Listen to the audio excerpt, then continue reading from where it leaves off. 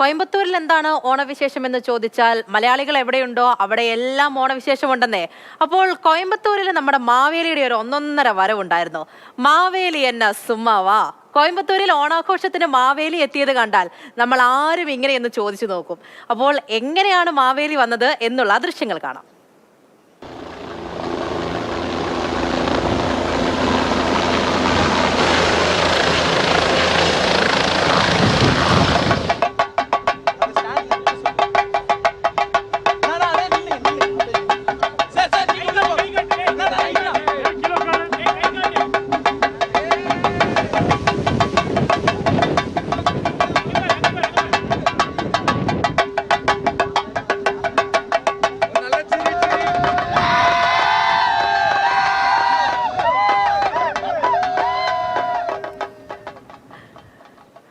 അനഘ പ്രകാശാണ് നമ്മുടെ കൂടെയുള്ളത്.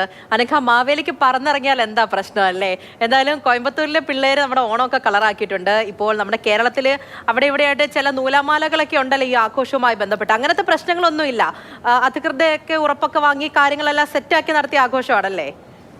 ഈ ദൃശ്യങ്ങൾ കാണുമ്പോൾ അങ്ങനെ തന്നെ ആയിരുന്നു എന്ന് വേണം നമുക്ക് കരുതാൻ. പൂജ, എന്തായാലും നമ്മൾ പണ്ട് തൊട്ടേ കേൾക്കുന്ന കഥകൾ, മാവേലി എല്ലാ വർഷവും പാതാളത്തിൽ നിന്ന് പ്രജകളെ കാണാൻ എത്തുന്നു എന്നുള്ളതാണ്. ഇത്തവണ എന്തായാലും കോയമ്പത്തൂരിലെ മലയാളി കോളേജ് വിദ്യാർത്ഥികൾ അവർ മാവേലിനെ സ്വീകരിച്ചത് ആകാശത്തു നിന്നാണ്. ഹെലികോപ്റ്റർ വഴി ഇറങ്ങി ഒരു അടിപൊളി സ്വീകരണമാണ് കൊടുത്തിട്ടുള്ളത്.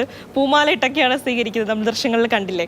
എനിക്കെപ്പോഴും തോന്നുന്നൊരു കാര്യം, ഈ ഓണം പൂജ പറഞ്ഞ പോലെ തന്നെ ഈ മലയാളികൾ എവിടെയുണ്ടോ അവിടെ ഓണാഘോഷങ്ങളും ഉണ്ട്. അങ്ങനെ നോക്കിയാൽ ഓണാഘോഷം ഇല്ലാത്ത ഒരു സ്ഥലമില്ല ഈ ലോകത്തുനിന്ന് വേണം കരുതാൻ. കാരണം എല്ലായിടത്തും മലയാളികളുണ്ടല്ലോ.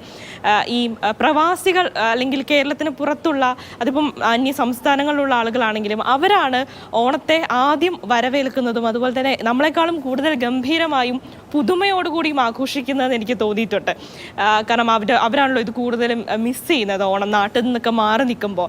എന്തായാലും ഇപ്പോൾ നമ്മൾ ഓണത്തിൻ്റെ വസ്ത്രങ്ങളിലാണെങ്കിലും ആഘോഷങ്ങളിലാണെങ്കിലും ഇപ്പോൾ കേരളത്തിലുള്ളവരാണെങ്കിലും എല്ലാ വർഷവും ഓരോ പുതുമകൾ, പുതിയ രീതികളൊക്കെ കൊണ്ടുവരാൻ നോക്കാറുണ്ട്. പ്രത്യേകിച്ച് വിദ്യാർത്ഥികൾ അവർ, കാരണം ഇപ്പം നമ്മൾ റീൽസിലൊക്കെ ഇട്ടൊന്ന് ട്രെൻഡാക്കുക, ആഘോഷം പൊടി കൊടുക്കുക എന്നൊക്കെ ഒരു ഉദ്ദേശവും ഇതിൻ്റെ ഉണ്ടല്ലോ, ഇതിൻ്റെ കൂടെ ഉണ്ടല്ലോ.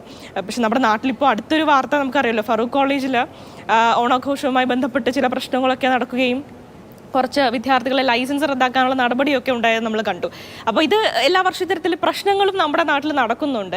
അപ്പോൾ ഈ ദൃശ്യങ്ങൾ കാണുമ്പോൾ എനിക്ക് തോന്നുന്നു ഇതൊരു പാഠമാണ്. നമുക്ക് ഇങ്ങനെയും പ്രശ്നങ്ങളില്ലാതെയും നമുക്ക് ഓണം വൈവിധ്യത്തോടെ ആഘോഷിക്കാം എന്നുള്ളത്. അപ്പോൾ ചിലരെങ്കിലും പറയും ഞങ്ങൾക്ക് ഹെലികോപ്റ്ററിലൊക്കെ മാവേലിയെ സ്വീകരിക്കാനുള്ള പൈസ. ഇതൊക്കെ കാണുമ്പോൾ വല്ലാത്തൊരു മിസ്സിങ് കൂടിയാണല്ലേ. നമ്മുടെ കോളേജ് കാലഘട്ടം എന്നാ അടിപൊളിയായിരുന്നു. അതൊക്കെയാണ് ഇങ്ങനെ മനസ്സിൽ കൂടെ വരുന്നത്. എന്തോരം ട്രെൻഡുകളായിരുന്നു. പ്രേമമൊക്കെ ഇറങ്ങിയ സമയത്ത് കോളേജിലെ പിള്ളേരാണ് നമ്മളൊക്കെ.